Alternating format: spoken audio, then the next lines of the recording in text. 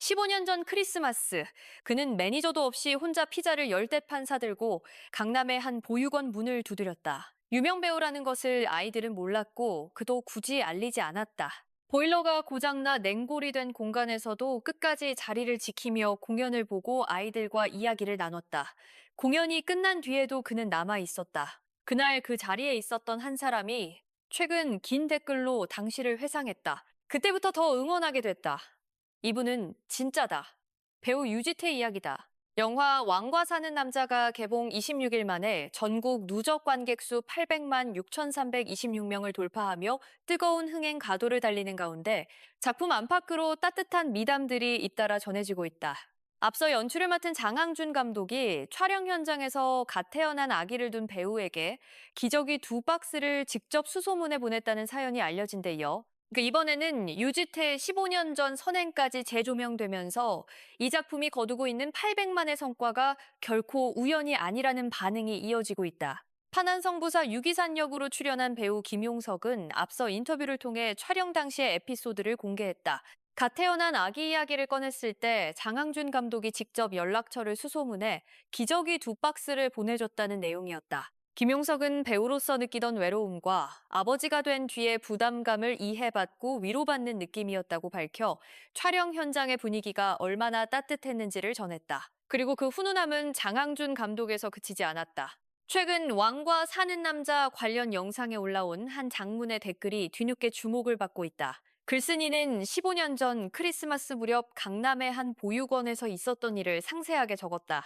공연을 위해 보육원을 방문했을 때 유지태가 매니저도 없이 혼자 피자를 10대 판 사들고 나타났다는 것이다. 아이들은 그가 유명 배우라는 사실을 몰랐고 유지태는 그것을 드러내지 않았다. 보일러가 고장난 탓에 실내가 냉골처럼 차가운 상황이었지만 그는 자리를 뜨지 않고 공연이 끝날 때까지 아이들과 함께 있었다. 이어 공연이 마무리된 뒤에도 서둘러 자리를 털고 일어나지 않았고 아이들과 오래도록 대화를 나눴다고 전했다. 글쓴이는 그날 이후로 유지태를 더 응원하게 됐고 이 사람은 진짜라고 생각했다는 말로 글을 마무리했다.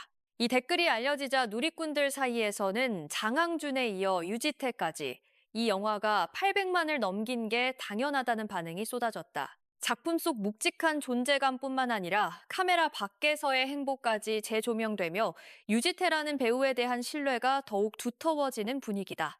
영화 왕과 사는 남자는 1457년 강원도 영월 청령포를 배경으로 마을의 부흥을 위해 유배지를 자처한 촌장 엄흥도와 왕위에서 쫓겨나 유배된 어린 선왕 단종 이홍희의 이야기를 그린 작품이다. 장항준 감독이 연출을 맡았으며 한국 영화 최초로 조선 6대왕 단종의 이야기를 스크린의 중심에 담아낸 것으로 화제를 모았다. 유해진과 박지훈이 각각 엄흥도와 단종 역을 맡았고 유지태는 당대 최고의 권력자이자 세조의 왕위 등극을 도운 1등 공신 한명회 역으로 출연해 강렬한 인상을 남겼다. 유지태가 그려낸 한명회는 기존 사극 드라마에서 표현되어 온 모습과는 사뭇 달랐다. 왜소하고 책략에만 능한 인물로 묘사되어 왔던 한명회를 이번 영화에서는 기골이 장대하고 호랑이의 기운을 가진 인물로 새롭게 해석했다. 왕위를 빼앗긴 이홍희를 강원도 영월로 유배 보내고 끝내 사지로 내몰았던 역사 속 인물을 권모술수에 능하면서도 평상시에는 인자하고 관대한 태도를 취하는 더욱 무서운 악인으로 표현하며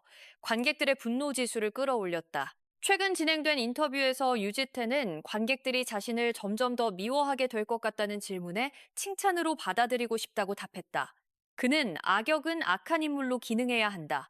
이 영화에서 한명회는 실존 인물이었기에 악인으로서의 매력을 보여드려야 한다고 생각했다.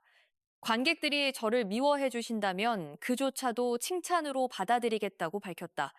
그가 한명회 역할에 임한 방식은 남달랐다. 유지태는 고서 등을 참고해 한명회가 역사 속에서 어떻게 묘사되었는지를 직접 연구했고 AI를 활용해 인물을 모델링해 보기도 했다.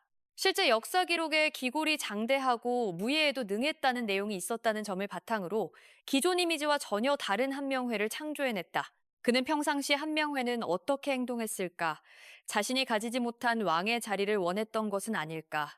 주변 사람들에게 어떻게 비춰지기를 바랐을까를 끊임없이 생각했다. 그럴수록 더 무서워지는 사람으로 보이려 했다고 말했다. 역할을 위해 스스로를 고립시키는 방식을 택하기도 했다. 유지태는 이번 작품에서 나만 고립되는 케이스였다. 한 명의 에너지를 잘 만들고 유지하기 위해 현장에서도 주위 사람들과 떨어져 있으려고 했다. 필름으로 시작한 배우이기에 쇼트를 완성시켜야 한다는 생각이 강하고 디테일을 놓치지 않으려면 스스로를 고립시킬 필요가 있었다고 설명했다. 그러면서도 감정과 감정이 부딪혀 나오는 순간에 스파크, 매직 모먼트를 담으려 감독과 스태프, 배우 모두가 노력했다고 당시 촬영 현장의 분위기를 전했다. 사명감이라는 단어도 자주 등장했다. 유지태는 금성대군 역을 맡은 이준혁 배우도 멋있는 역할을 해줬는데 한명회는 멋있는 데서 그쳐서는 안 됐다. 한명회가 긴장을 끌어내고 밀도를 더해야만 어몽도와 단종의 이야기가 더욱 깊어지기 때문에 악역으로서 제대로 서야 한다는 사명감이 있었다고 말했다. 장항준 감독과의 작업에 대해서도 깊은 신뢰를 드러냈다. 유지태는 장 감독님은 즉흥성에 강하시다. 배우들의 의견에 귀를 기울이고 무언가 제안이 들어오면 충분히 검토해 시나리오를 고쳐서 다시 보여주신다. 이렇게 열어두는 감독님을 만나기가 쉽지 않다고 말했다.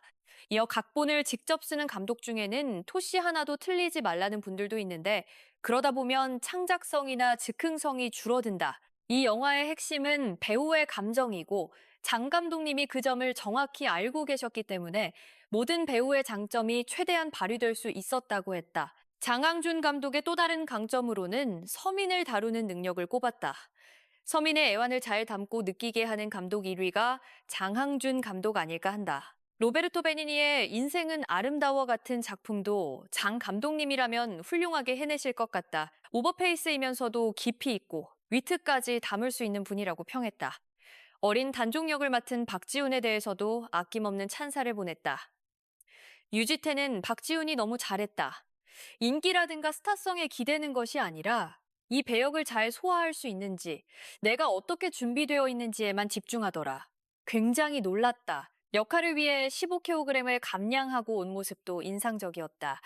진짜 배우가 될 청년이라고 말했다. 두 사람이 처음 대면하는 장면에서도 에피소드가 있었다. 당초 단종이 눈을 마주치는 장면으로 설정돼 있었지만 박지훈이 너무 무서워서 눈을 안 마주치는 쪽으로 자연스럽게 바꿨다는 것이다. 이에 대해 유지태는 그것이 오히려 더 진짜처럼 느껴졌다. 한명회의 에너지가 잘 전달된 순간이었다고 생각한다며 당시를 떠올렸다. 박지훈의 미래에 대해서도 진심 어린 기대를 내비쳤다. 지훈이와 이야기를 해보면 역할을 제대로 소화할 수 있는지, 내가 어떻게 해야 더 잘할 수 있는지에 대한 고민을 진지하게 하고 있더라. 그런 고민을 하는 친구라면 큰 배우가 되겠다고 생각했다. 모든 배우가 가장 아름답고 빛날 때가 있다. 지금 네가 그 시기를 맞이하고 있다고 말해줬다고 전했다.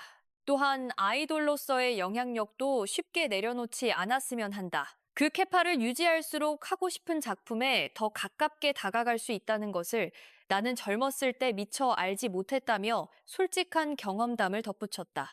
유해진과는 1999년작 주유소 습격 사건 이후 26년 만의 만남이었다.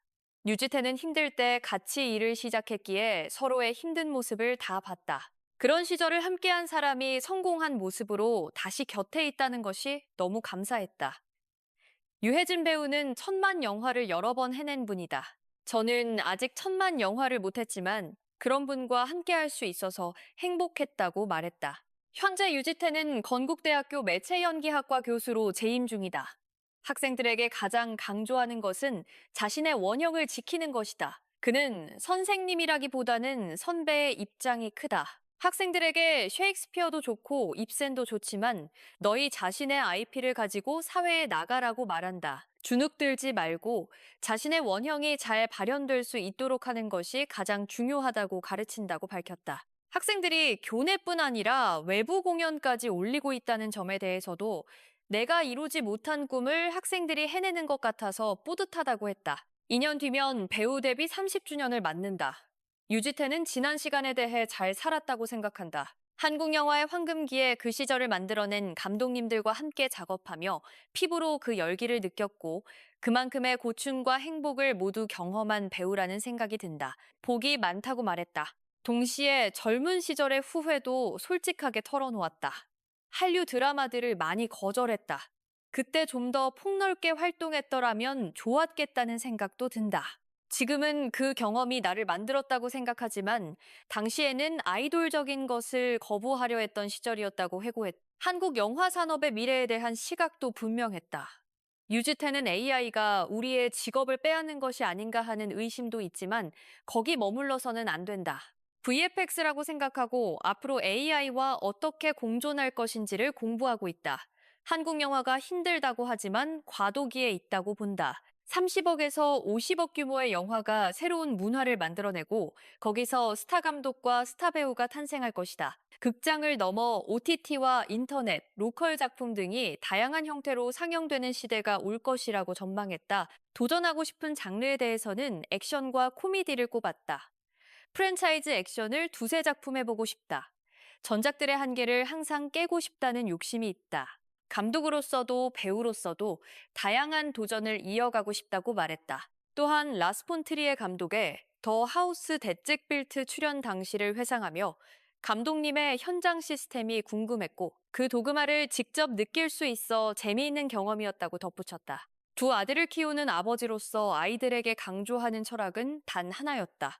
나누는 삶을 살자고 이야기한다. 보일러도 고장난 차가운 보육원에서 끝까지 자리를 지키며 아이들과 크리스마스를 보냈던 15년 전의 그 사람이 지금도 아이들에게, 학생들에게, 그리고 스크린 속 인물들에게 똑같은 방식으로 자신을 나누고 있다. 완과 사는 남자는 흥행 성과와 함께 연출자와 배우들의 선행까지 잇따라 전해지며 뿌린 대로 거뒀다는 말이 절로 나오게 하는 작품이 되고 있다.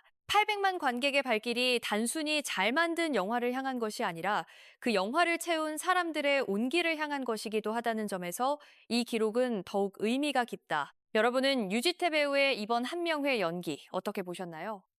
역대 사극 속 악역 중 가장 인상 깊었던 캐릭터는 누구였는지 댓글로 남겨주세요. 이 영상이 도움이 되셨다면 좋아요와 구독도 꼭 부탁드립니다.